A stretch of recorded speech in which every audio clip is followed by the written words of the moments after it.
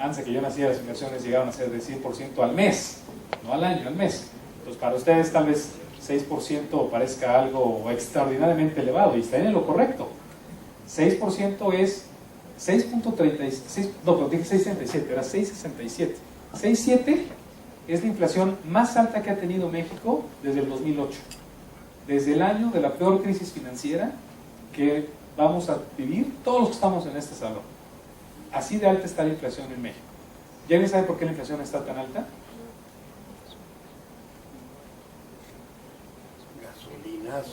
Gasolinazo principalmente. En enero de este año, ante el entorno que venía, con Trump, había mucho nerviosismo. ¿No se acuerdan cuando ganó Trump que nos dijo que iba a construir un muro, que iba a tener las remesas, que iba a deportar a millones de mexicanos, que iba a tener un tratado de libre comercio? El nerviosismo era tremendo. Entonces, ante ese nerviosismo y que los inversionistas se fueran a salir de México, lo que hizo la Secretaría de Hacienda fue decir lo más complicado de todos: vamos a subir la gasolina para que con ese ingreso extra yo pueda mejorar el perfil de finanzas públicas. El problema de haber subido eso, que era un problema que sabían que tenía, pero que fue una decisión de políticas públicas, fue decir, ni modo, nos aguantamos una inflación de casi 7% y por ende una tasa de referencia de casi 7% también, para mejorar las finanzas públicas. Pero la inflación es el cambio anual en el nivel de precios. Entonces, una vez que te aumentan los precios en un enero, 12 meses después, si ya no te los aumentan, ya no hay cambio, ¿no? El cambio ya es cero. Entonces, a partir del próximo año, otra vez la inflación va a comenzar a bajar, y espero que regrese en el largo plazo pues, a los niveles que todos ustedes están más acostumbrados. Una inflación más parecida al 3, 3,5%, 4% en un mal año. Entonces, la curva ha estado bastante invertida, tan invertida que si te fijas en la diferencia de largo plazo contra el corto, es incluso negativa. Ahorita está cercano a cero, está plana. Es muy inusual ver una situación así. Entonces, ¿cómo me tiempo? Porque ya hablé mucho. Bueno, voy a pasar. Tengo un montón de ejercicios. Yo creo que esta presentación la vamos a poder circular, ¿no? Yo creo. Bueno, si no, tengo una página por ahí que no he actualizado en mucho tiempo. Si me buscan en Google, yo creo que no debe tardar mucho tiempo en salir. Prometo subirla después. Entonces, hay un montón de ejercicios, un montón de expectativas económicas que se pueden sacar de ahí. Yo lo que voy a hacer es mostrarles nada más una sola cosa, que es la expectativa de crecimiento para la economía mexicana que hay implícita en la curva de rendimientos. Ahí.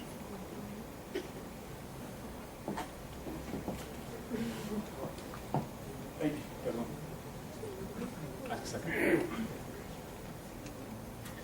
Ahí. Esta es una de mis gráficas favoritas de todas las cosas que yo he visto en finanzas. Este es Estados Unidos.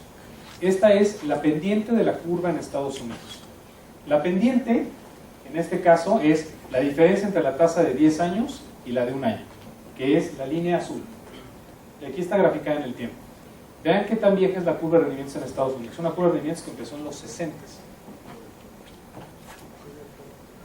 Entonces, un número como el de aquí, de casi 4%, quiere decir que el bono de 10 años tiene una tasa de 4% por arriba de la de un año. Y los economistas se comenzaron a dar cuenta de un patrón bien interesante. Lo que está en estas franjas grises son las épocas de recesión en Estados Unidos. Son las épocas en las cuales la economía de ese país crecía a tasas negativas. Aquí está la crisis del 2008, por ejemplo. Y vean este patrón que es súper interesante. La curva de Estados Unidos no se invierte muy frecuentemente. Pero cuando se llega a invertir, casi siempre, un año después, hay una crisis. La crisis del 2008, que a lo mejor hemos visto en The Big Short y todas esas películas y libros que han salido de la crisis, casi todas esas películas te dicen que un buen día llegamos y un buen día explotó el mundo. La curva, el día que se invirtió, predijo, como lo he hecho en todos estos episodios, que venía una recesión. No estoy seguro si la curva predice recesiones, o tal vez sea la dinámica del mercado de deuda el que te provoca recesiones.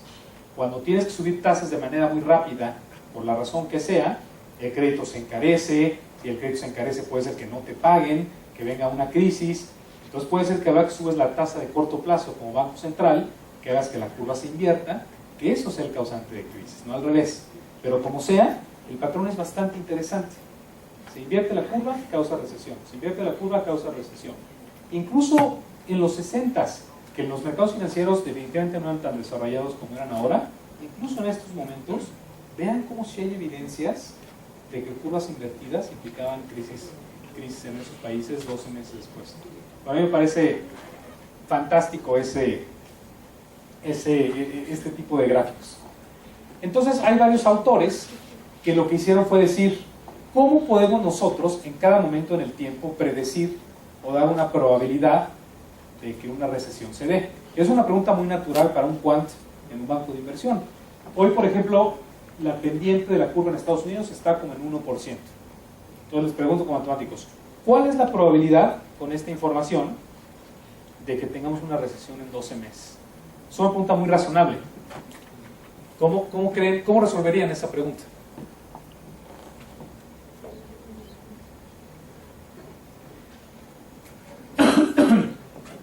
Perdón, ¿qué herramientas saben para calcular probabilidades de algo?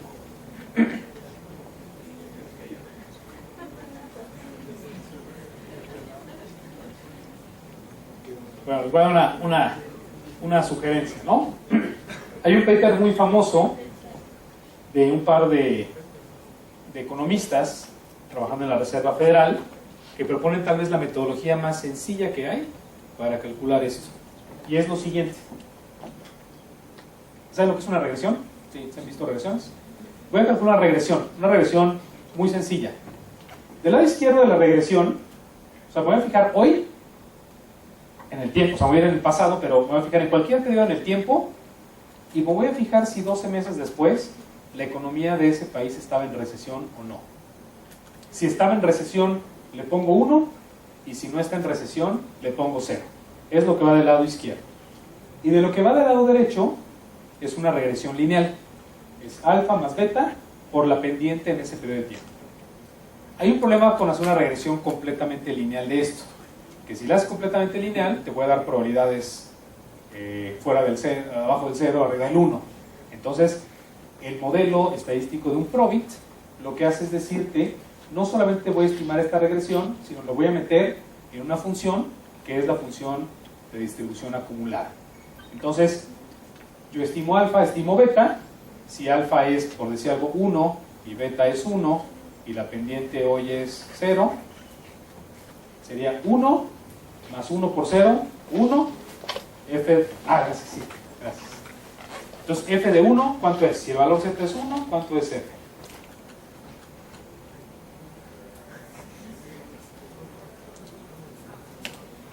Un poquito más de como 70, ¿no? O sea, por ahí.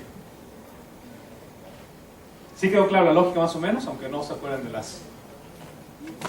los valores z, ¿sí? Más o menos. Es la idea. Está muy sencillo. Está muy, muy, muy sencillo. Entonces, vean lo que pasa en Estados Unidos. Si calculamos, estimamos ese modelo Probit, y en cada momento en el tiempo le digo a los datos, calcúlame la probabilidad de que 12 meses después, con la información de la curva de rendimientos, venga una recesión. Y vean ese modelo, que es el modelo más sencillo. No requieres geometría riemanniana, no requieres topología algebraica, requieres un Probit que se hace en Excel en un segundo para poder pronosticar de manera bien clara cuando vienen recesiones. No se equivoca. La probabilidad sube, viene recesión. La probabilidad sube, viene recesión. En el peor momento de la curva de rendimientos en el 2007 había un 40% de probabilidad de que viene una recesión.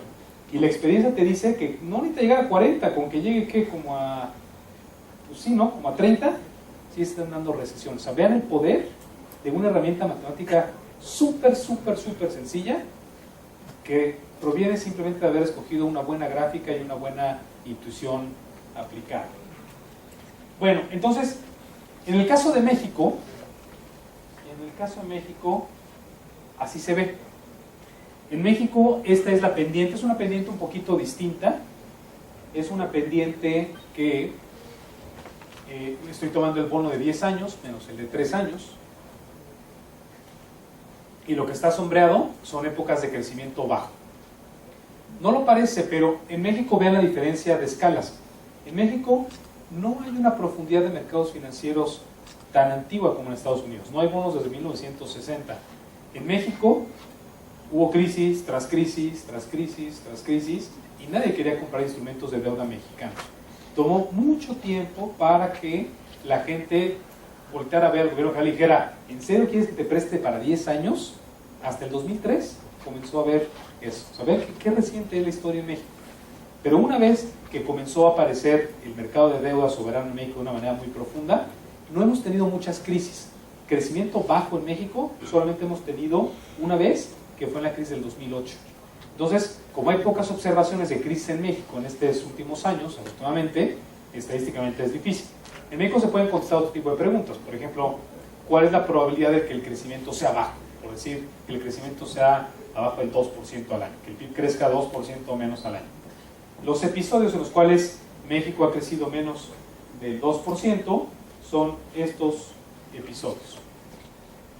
Y la pendiente pronostica bien, pues más o menos creo yo. Aquí, a diferencia de Estados Unidos, la pendiente nunca es menor a cero, es raro. La curva no se invierte tanto.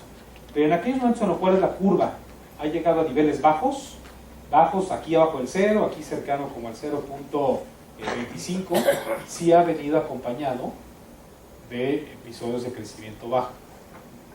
Y esto sigue funcionando, pues vean, ¿no? O sea, está bien fácil. Son malas noticias, ¿no? O sea, todo indica que viene un momento complicado, ¿no? En 12 meses. ¿Qué puede ser la causa de eso? Las elecciones es una, y el Tratado de Libre Comercio. Estamos negociando un Tratado de Libre Comercio donde cuando nosotros le vayamos a exportar a Estados Unidos un Tratado de Libre Comercio no pasa nada. Si no le puedes exportar a través del Tratado de Libre Comercio, sí puedes exportar, nada más que tal vez tengas que pagar aranceles. No va a ser de libre comercio, pero sí puedes exportar. Pero si no tienes certidumbre jurídica para poder invertir en México y seguir integrando las cadenas productivas de México con Estados Unidos, pues durante la negociación, entre que gane el candidato que no me gusta y entre que no tengo un Tratado de Libre Comercio, mejor no invierto. Y vean cómo la curva de rendimientos ahorita está en el nivel más bajo, tan bajo que solo lo vimos en la peor crisis financiera que hemos visto todos los que estamos en este desarrollo, ¿no? Entonces son noticias de crecimiento bajo. Acuérdense bien 12 meses, si el crecimiento fue por ahí de 1,5 el siguiente año, ¿no? Entonces ya, ahí está el pronóstico de actividad. Entonces, hay un problema en México, y el problema es que si uno calcula las probabilidades de una recesión, se encuentra uno con cosas como de este tipo. ¿Cuál es la probabilidad implícita en la curva mexicana de que vayamos a tener una recesión? Recesión implica crecimiento menor a cero en los siguientes 12 meses. Este de aquí lo logró predecir bien la crisis del 2008. No hubo una crisis aquí en el 2014, pero hubo un crecimiento muy bajito, por abajo del 2%. Entonces, aunque no hubo una crisis, sí lograba verse que venía algo. Vean en este momento, la probabilidad de una recesión es de 50% en un mes, en un año. Hay falsas alarmas también. Hay momentos en los cuales la curva de niveles en México parecería sugerirte que viene una crisis después. ¿Qué creen que fue esta falsa alarma? La elección del 2006. ¿Por qué? Porque estaba muy reñida. Porque estaba muy reñida con un candidato que no le gustaba mucho al mercado.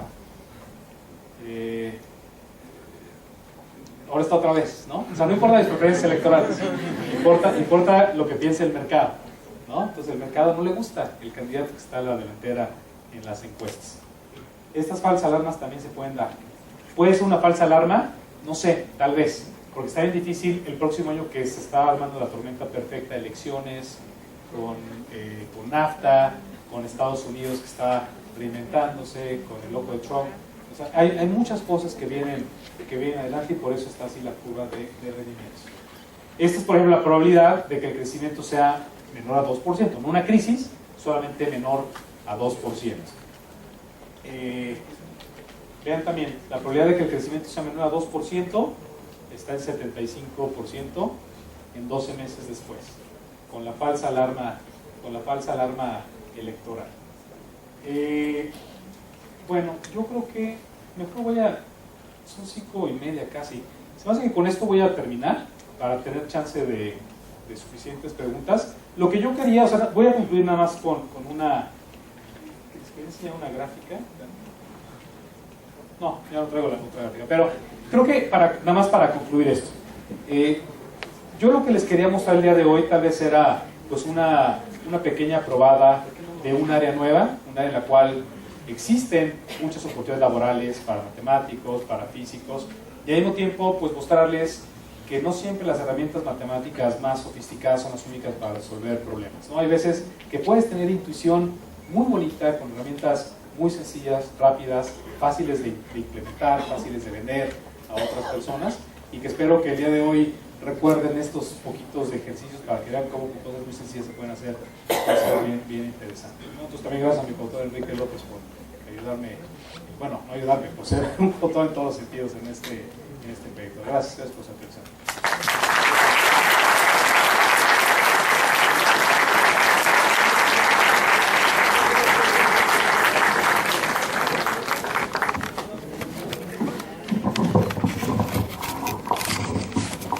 Bueno, le agradecemos mucho al doctor Enrique Covarrubias su participación en este segundo seminario y le vamos a hacer entrega de un presente de la escuela que es una carpeta y una pluma.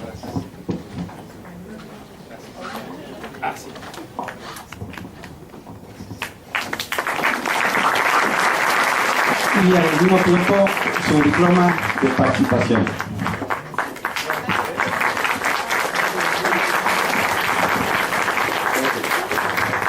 Bueno, ahora vendría la parte de preguntas. Tenemos poco espacio porque el subdirector de esta escuela va a hacer la clausura. Entonces yo creo que tendríamos como unos 10 minutos para preguntas, si es que alguien quiere hacer alguna.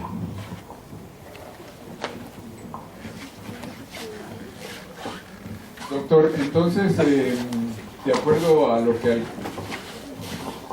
lo que alcancé a escuchar, porque llegué algo tarde. Yo también, perdón. En menos de un año, o quizás en 3 meses o 5 meses, habría que vender acciones comunes y comprar UDIBonos. No UDIBonos, porque además coincide con el efecto de que el gasolinazo va a comenzar a bajar. Entonces, UDIBonos en general no. Hay una cosa, bueno, es que pude haber traído un montón de gráficas, pero hicimos un montón de ejercicios para ver cuando hay un candidato que no le gusta a los mercados, ¿qué pasa? ¿Qué le pasa a las acciones? ¿Qué le pasa al tipo de cambio? Y nos encontramos con algo que yo creo que a nadie le va a sorprender. Los mercados sobrereaccionan.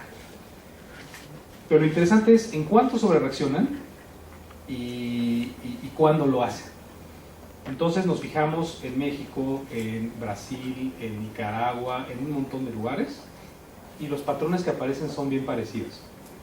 El peor momento, el de mayor nerviosismo, es alrededor de un mes antes de las elecciones. Dependiendo de qué tan complicado es el candidato, es el tamaño del trancazo. Para que tengan una idea, en el 2006, aquí en México, el tipo de cambio pasó de enero del 2006 a junio del 2006, un mes antes de las elecciones, como de 10,5 a 11,5, como 10%. En ese mismo tiempo, en Brasil, el real se depreció 50%. Era el 2002 cuando Lula fue quien ganó, ¿se acuerdan? No sé si escuchado hablar de ese nombre. Y uno pensaría, ¿qué sigue después de las elecciones cuando hay un populista? Porque a lo mejor es distinto cuando gana que cuando no gana. En el 2006 ese candidato no le gustó al mercado. Bueno, México no ganó en el 2006 esta persona y seguramente los mercados mexicanos reaccionaron favorablemente, ¿no? Y eso es cierto. Lo curioso es que en Brasil pasó lo mismo. A pesar de que ganó el candidato que el mercado no quería, los mercados se recuperaron. En México en el 2006 y en Brasil en el 2002, el mercado accionario, todo lo que perdió, todo lo recuperó. Los mercados accionarios son bien irracionales. Ahorita estamos con Trump, con negociaciones del NAFTA, en un momento súper complicado, y la bolsa en máximos históricos, ¿no? Así está de raro. El tipo de cambio no. El tipo de cambio por diseño es la variable financiera que absorbe los choques económicos. Entonces, una vez que tienes un escenario de mucho estrés y se disipa, una buena parte del riesgo permanece. Como la mitad desaparece y la mitad se queda. Déjenme les doy otro ejemplo que es más reciente. Cuando ganó Trump, el día que tomó la presidencia, que fue el 20 de enero, ¿se acuerdan de cuánto estaba el tipo de cambio más o menos en ese día? En 22. Llegó a 22 pesos por dólar. Y cuando comenzaron las elecciones en Estados Unidos, digamos por ahí de enero del 2015, no sé si alguien se acuerda cómo estaba el tipo de cambio. Como en 17.50, ¿no? Y hoy estamos como en 19. ¿Sabían cómo los patrones siempre vemos en todo el mundo? Llegó el riesgo de Trump, pasó de 17 a 22, se subió 5 pesos y la mitad se disipó. La mitad de 5 es 2,5, es como 19,5. Hoy el tipo de cambio cerró por ahí, como 19.10 o algo así. O sea, y esos patrones aparecen en todos lados. Entonces, yo creo que un inversionista el próximo año es un año de muchísimos riesgos. Bueno, sí, pero también es un año de tener rendimientos espectaculares. Si hubiera sabido en Brasil en 2002 lo que iba a pasar, si hubiera sabido, un mes antes de las elecciones, cambias todos tus dólares a reales y compras bolsa, compras Bovespa, te hubieras llevado toda la ganancia cambiada al principio y a la hora de hacer el cambio, toda la ganancia cambiada en la dirección opuesta, más toda la ganancia de la bolsa, y en la suma te hubieras llevado 120% en ese año. La bolsa mexicana en promedio da 10% al año. Entonces, es el tipo de cosas que nosotros ahora del lado del sector privado, pues tenemos que estar todo el tiempo pensando para poder ayudar a estos inversionistas. Muchas gracias. Gracias. Sí, doctor, yo tengo dos preguntas.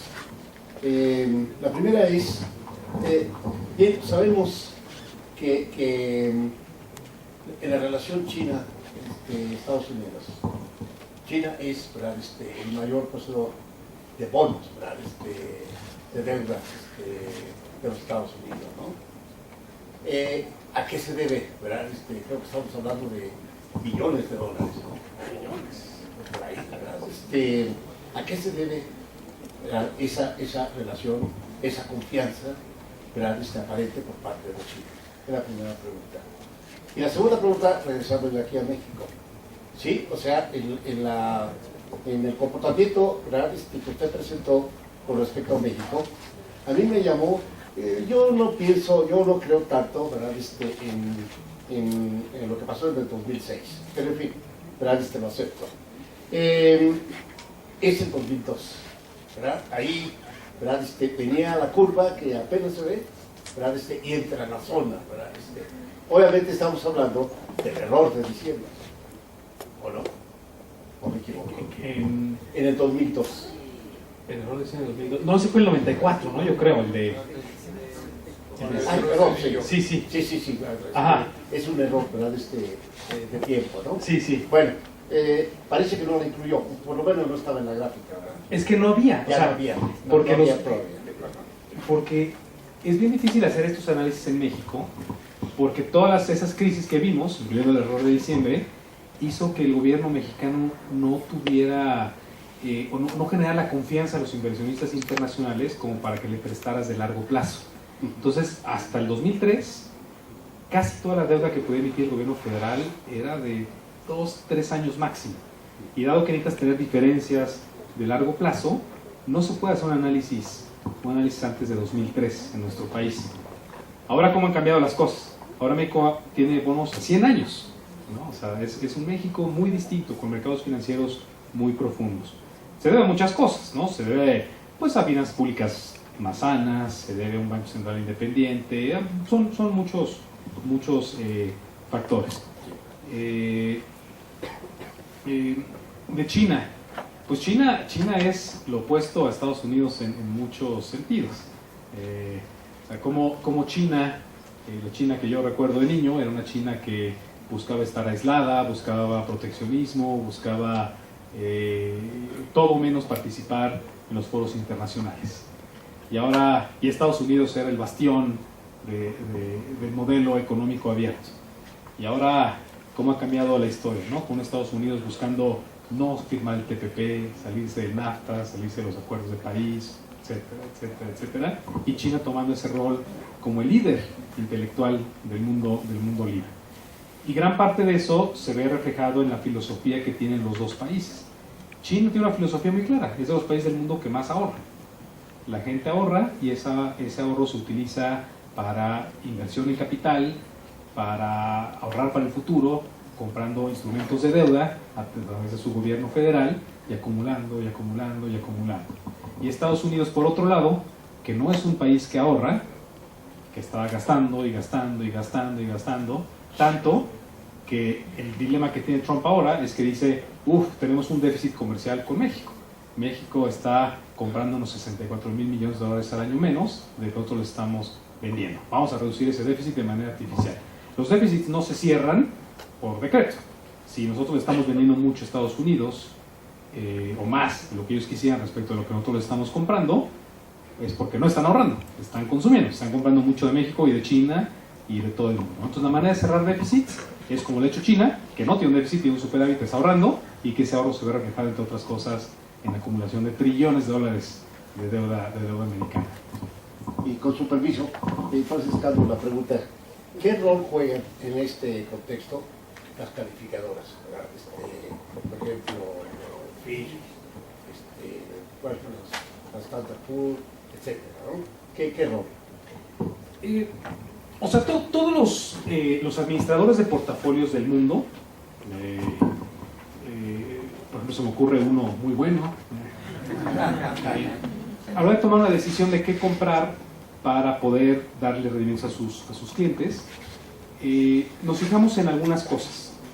Una de ellas es nuestro propio análisis, un análisis tan profundo como podemos, pero también buscamos el análisis que empresas como las calificadoras hayan hecho. Entonces, la calificación de un bono internacional, por ejemplo los bonos que emite el gobierno federal, normalmente solamente lo puede comprar un administrador de portafolios si dos de las tres calificadoras grandes, es decir, entre Standard & Poor's, Fitch y Moody's, si dos de las tres le ponen una calificación. O sea, si uno tiene una calificación muy arriba en una calificadora, pero con las otras dos uno muy bajo, te fijas en las dos más bajas siempre. Y eso es una diferencia muy importante. Hay un ranking de calificaciones que va de AAA a AA+, AA menos, así, hasta bonos basura. Y hay unos umbrales a partir de los cuales puedes comprar y unos umbrales a partir de los cuales no puedes comprar. México está en una situación muy cómoda. México te pueden dar una reducción en la calificación, una segunda, y aún así tendría permitido a los inversionistas internacionales comprar deuda mexicana.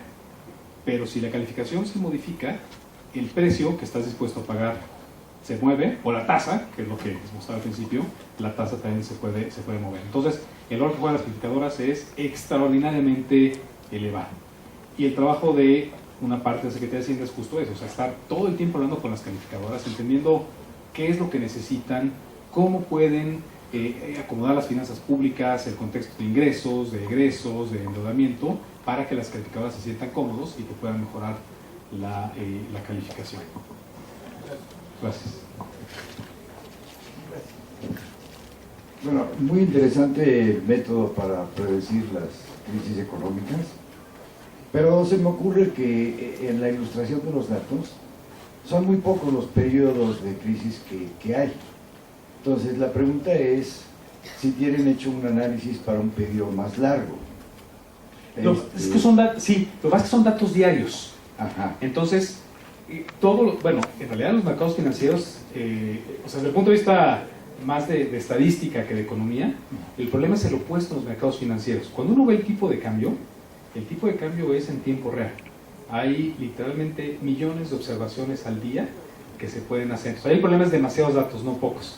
Entonces, este tipo de análisis, que hay infinidad de información, lo que hacemos es, por ejemplo, nos fijamos en el último dato del día, cómo cerró ese día la curva de rendimientos o la pendiente, y un año después, ese mismo día, si ese día estaba la economía en una recesión o no. Entonces se transforma todo a datos diarios y eso te da toda la riqueza necesaria. Claro, pero los periodos donde hay crisis económicas eran como 4 o 5. Sí, pues no hay de otra. O sea, lo que pasa es que no había mercados financieros. Pero mi pregunta es si no se podría hacer lo mismo en un periodo más largo, más hacia atrás, Por ejemplo, en la economía norteamericana, las crisis económicas que ha habido no son las únicas que se ponen ahí. Sí, desde que hay datos sí, desde los 60 son todos. Bueno, más antes de los 60. Es que no había, o sea, como que es desde que existen los mercados de deuda, si desde ese momento Ya. se pueden pronosticar. Bueno, entonces Crisis. también hay que esperar un poco más, ¿no? Bueno, espero que no haya Ajá. suficiente evidencia estadística de